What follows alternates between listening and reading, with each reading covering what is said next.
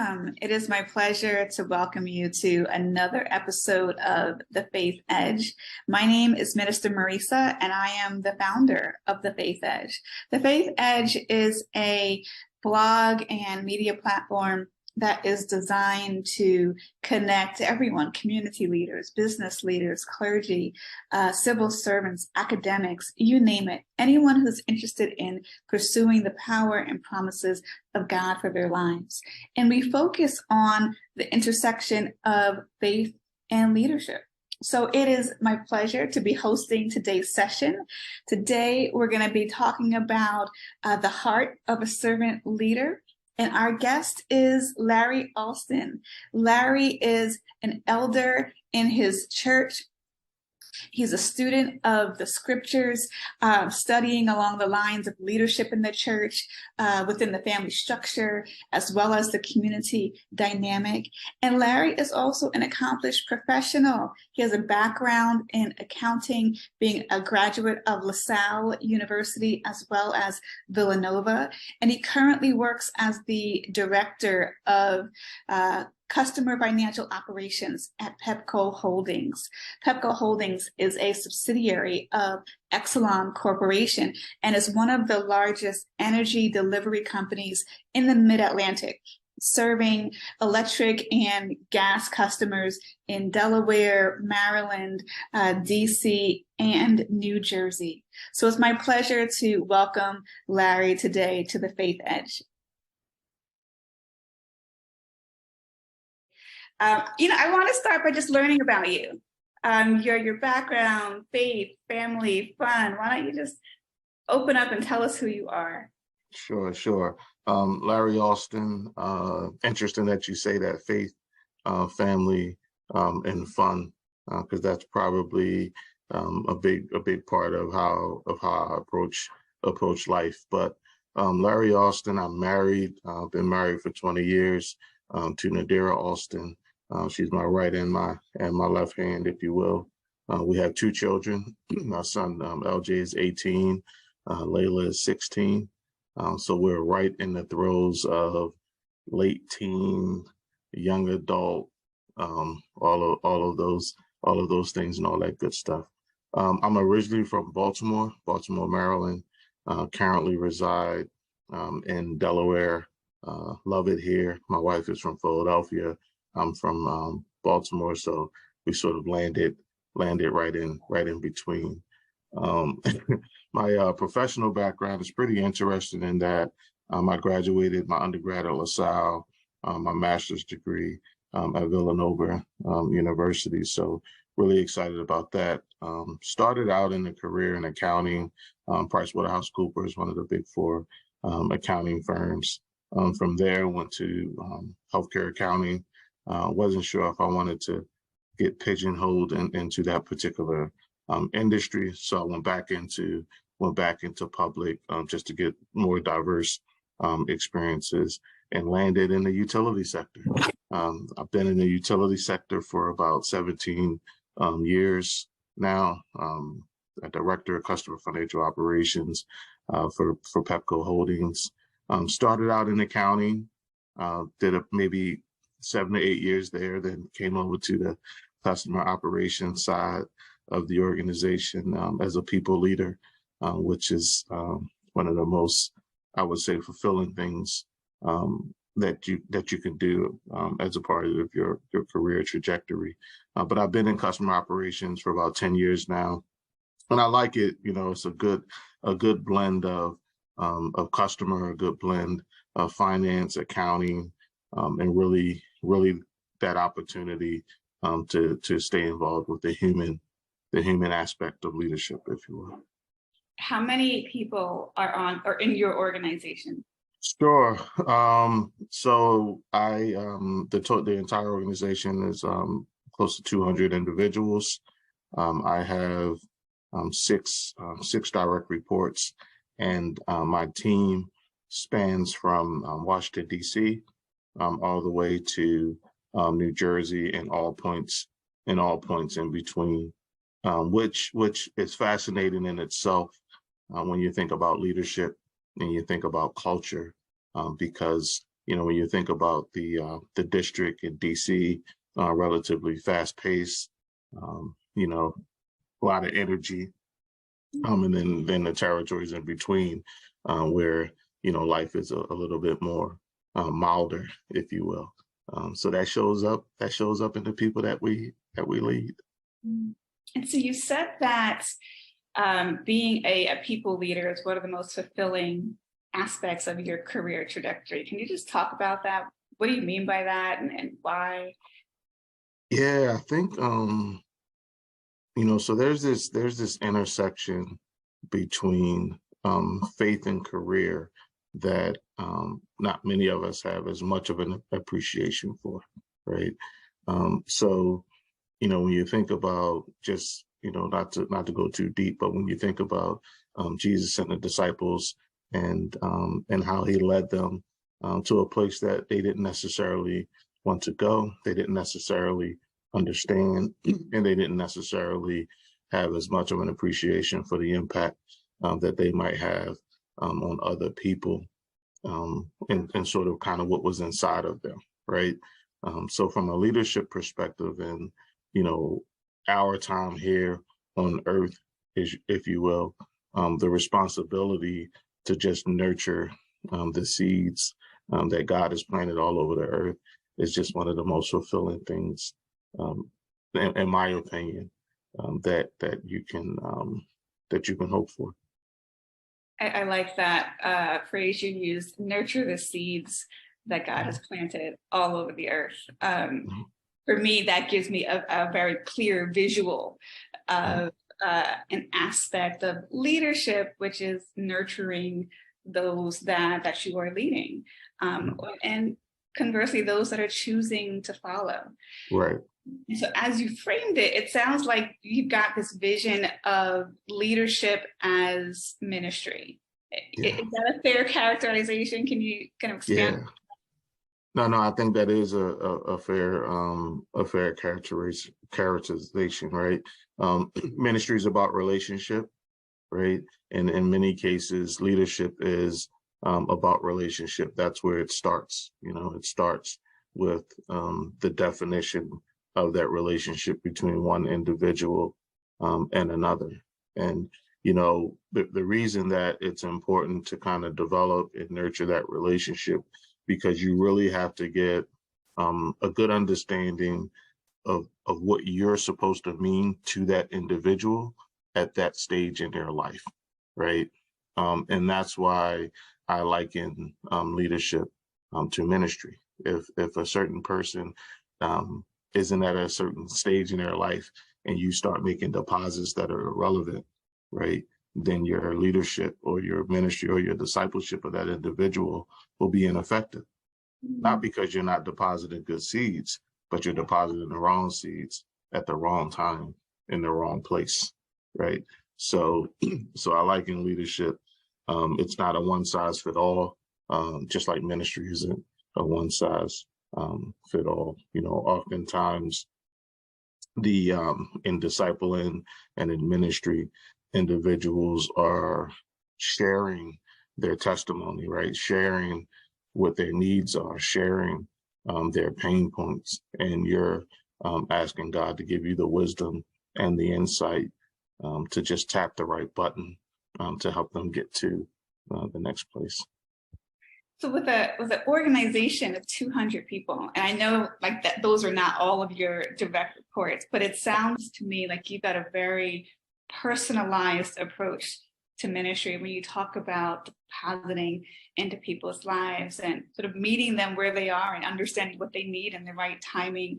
Can you just share about how this view of leadership and this view of ministry translates into your personal leadership style? Yeah, that's a really good question. And it's probably the most fascinating thing I like about leadership and the challenge with leading a large organization, right? So the first sort of leg of the race is to get your leaders to embody your spirit and embody your perspective, right? So you have that challenge or that opportunity to multiply yourself throughout the organization, but the leaders get to make it their own, so that they lead in a very authentic way, right? So some of it is the leadership development aspect of your leaders. I do a lot of skip level meetings where I'll go further down into the organization to meet with some of the leaders that maybe aren't my direct reports, because that allows them to get a feel for my vision, my expectations, and they have that opportunity to hold their leaders accountable, right? Because they'll realize this, hey, there's a disconnect from the top versus the leaders I report to directly. Likewise, I'll call them the frontline staff. I really get up close and personal with those teams as well, in a bit of a larger form, right? I'll give you an example. Just this entire month, I spent rotating to all of the team meetings with more of a lunch and learn, chat and chew, let your hair down, get to know the team members in the room, so on and so forth. And they get a chance to feel my heart. I get an opportunity to hear their heart. And then again, it's another part of their team that understands how to hold their leaders accountable, right? Yeah. So I think, to kind of sum that up, essentially, it's the development of your leaders, right? And then at the same time, at every level of the organization, empowering the team to hold their leadership accountable for certain behaviors, certain expectations. I hear you saying a couple of things, which is, empowering the people who are on your team, leading by example, right? So that they are able to model the leadership characteristics that you bring to bear in the organization. I hear that you are showing up in the space and making yourself accessible, and accountability, right? And these are all very strong pillars of having a strong organization. And so, I wonder, how did you get to this space? Is there a model of leadership, whether it is in faith biblically or outside, that you look to for inspiration? Yeah, I've been around leaders a long time, and I've always wanted to lead. From a kid, I was 11 or 12 years old, and there was a neighborhood basketball league, and I used to keep score for the basketball league, right? But by the second year, I had a crew, because it was too much to try to put the flags up, put the tables out, and do all that myself. So I had a little crew at like 12, 13 years old. So I've always had this an appreciation and always gravitated towards leadership. I called myself like a leadership junkie type of deal. So I always found myself, regardless of the setting, trying to find a leadership moment. How is this person leading? How is this person following? So on and so forth. Biblically, Nehemiah is, who I really, really draw from. Okay. And two reasons. Nehemiah was a servant leader, and he also was a king, right? So he served the king, and then he was a leader to his people, right? Irregardless of title, that's how he showed up, right? And so, when his people were in distress, right, he wore that pain as well, but he also served the king as well. So the reason that that's important, because in leadership, you really have to be aware. Situational awareness is really, really important, and you have to understand, when you're a servant, you're always a servant leader, right? Always a servant leader, but you have to understand when you're the student and when you're the teacher, and you have to be willing to be vulnerable in that way. Right. So, I'm not afraid to be in a room with my leadership or my team or my subject matter experts and say, I'm not really familiar, or I don't understand what you're trying to relate to me, right? This is a teachable moment. And I say that explicitly. Yeah. So that they can be comfortable, right? Because sometimes people aren't comfortable um, being sort of the teacher to a leader, right?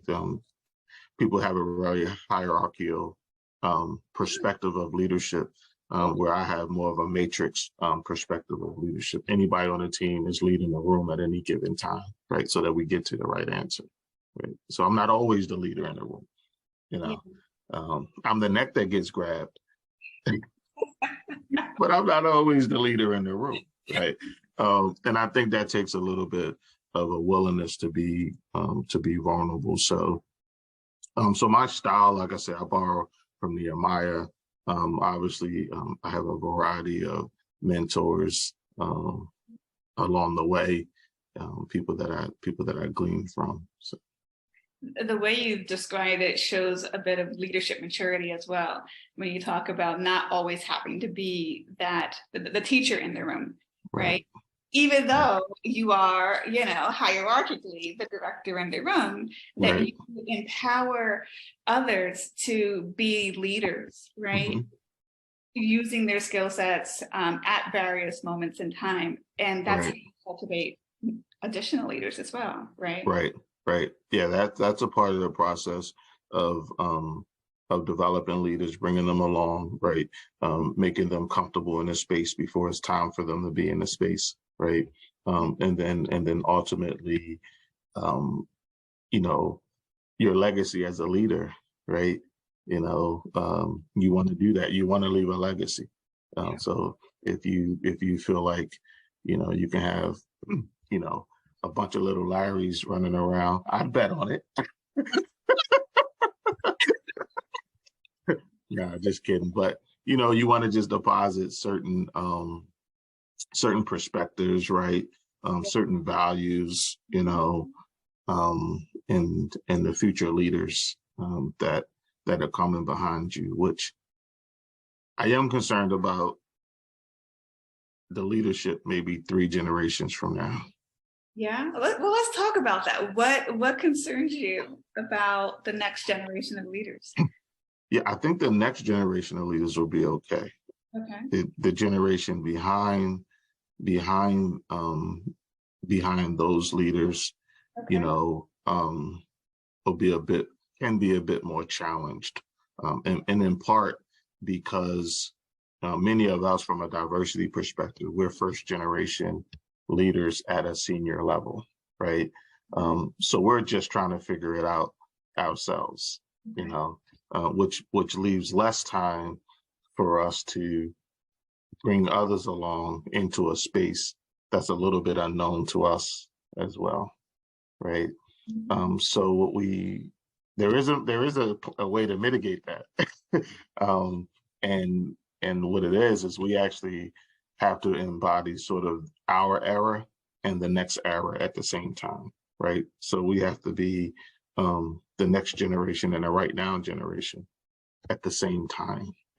We have to in some ways do double duty. Unpack that for me. So what do you mean by being this generation and the next generation? So we have to be we have to understand what our responsibilities are as a leader, whether it's in our homes, our direct responsibilities, whether it's in our homes, our places of employment, or our churches and places of faith, right? But then we also have to be willing to share a little bit of ourselves in development spaces, right? Mentoring, right? Having mentors and mentees, right? When I mentioned skip levels, so your direct reports, or someone that's directly interacts with you a lot, will get more reps, if you will, with you, right? If you skip the next level down, they may not get as much of a cadence with you. So the runway will be a little longer for you to develop them as a leader. We have to actually go down into the trenches, right? So that we can model leadership to our college students, our high school students, of today. Otherwise, that's the only way. That's the only way to accelerate leadership development, so that they're ready for senior level leadership earlier on in their careers, if that makes sense. So what you're talking about is giving our younger generations, our young people, I hate to say young people because I'm not that old, but giving our young people greater access to see strong leadership up close, right? And not necessarily having that layer or multiple layers in between, which are necessary from a corporate organizational standpoint, right? But from a mentoring and coaching and engagement standpoint, you're talking about having personal relationships on all levels in an organization. And then even going into colleges and high schools and having touch points with those young people earlier on as well.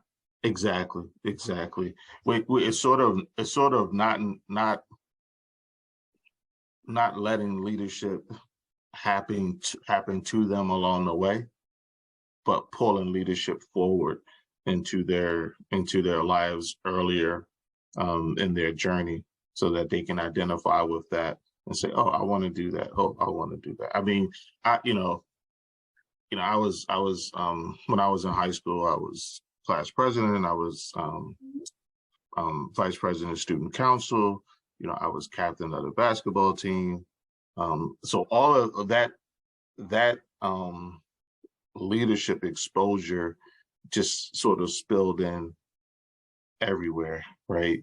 And not all of the young people get an opportunity to see leadership modeled, right? And especially see leadership modeled in this way. I'm 45 years old, and I didn't, as a African American male, I didn't see African American senior leadership until maybe 10 years ago. And when I saw it, I said, okay, I can do that, right? So it's sort of, it's the idea of, whether it's women, our young ladies understanding that they can excel in leadership, right? They can be a wife, they can be a mom, they can lead a company, they can do all of those things, right? And, but the idea of planting that seed very early in someone's life is where we need to be. And because we live in such a virtual world, so here's where we live in such a virtual world, right? The Instagram, the Facebook, the social media, there isn't as much of an opportunity to see leadership modeled physically, up close and personal, and meaning the good and the bad, right? No one puts the bad stuff on Instagram, right? No one puts the challenges on Instagram. Right. But you can learn from the good and the bad. But you can learn from the good and the bad. Yes. Yeah. So those teachable moments happen for the good and for the bad. Yeah. Yeah. Now you are also an elder in your church, right? So as you're talking about being up close and personal with young folks, I imagine that your church activity allows you to do that as well. Yeah, it does. So there's, we have a youth ministry. We call it Young Power. Okay. And the idea is that, biblically, if you go back through the text, every time that there was a movement, there was young people that started the movement, right? So hence our Bishop S. Todd Townsend identified our youth ministry as Young Power, if you will. But yeah, we get an opportunity, through their ceremonies. My wife and I, we actually share often in their ceremonies or in their settings, just kind of words of wisdom. But most of the work is done in the hallways, if you will, right? You just kind of walk past a kid and just start talking to them about what's going on with school, what's going on with sports program, how they're thinking about college, right? How can we do things within the ministry for things to be a bit more relevant, so we get the opportunity to have those conversations. And then we have a young adult group that meets. They don't meet consistently every week, but they meet throughout the year. And that's always a fascinating time. Young couples, right? We really my wife and I get to share with young couples. We'll be married for 20 years in 23. So they always get the question, right? How'd you do it? Especially now where less people are getting married. And so we always get to impart wisdom in young couples in that way. So. Excellent. Well, I think you all are doing some powerful work inside your church. Thank you. Clearly, you've got a powerful mindset of leadership that you are bringing in the corporate space as well. Thank you. As I start to just wrap up for today, because I know I don't want to keep you too long, but I wanted to end with two questions. One question is for you, and one question I'm going to ask you to give for other leaders. And the question I have for you is, as you're thinking about your role as a senior manager, a director level manager in a large corporation, as you're thinking about your role as a leader in your church and the ministry that you and your wife do there, what advice would you have for new or young leaders, managers, whether inside church or in the corporate space? Yeah, it's a good question. I think if I think about it from a corporate perspective, as a leader, you have to assess often and have a short memory, right? And what I mean by that is, when you're moving through situations, you're making decisions, good or bad, assess what went well, assess what went wrong, and then move on, right? Own your decision, own your moment, right? What really matters is what you do next, right? And don't allow people to speed you up, right? Moving fast to the wrong answer is not as good as moving slow to the right answer. Wow. So, I would say that, and then from a diversity perspective, I would say, understand this: there's a different intersection that leaders of color, women are managing, right? At any given moment. One is imposter syndrome, right? So there's that question, do I belong in the room, right? Try to answer that before you enter in any room. I belong in the room. Yes. Right. The other is survivor's remorse. And that sort of plays on the psyche a little bit in that, some of us come from less than ideal situations, right? We have friends and family that are in less ideal situations. And the awareness of that, right? We wear that every day. And it's kind of in our backpacks as we enter into the workspace every day. And so it's a survivor's remorse, right?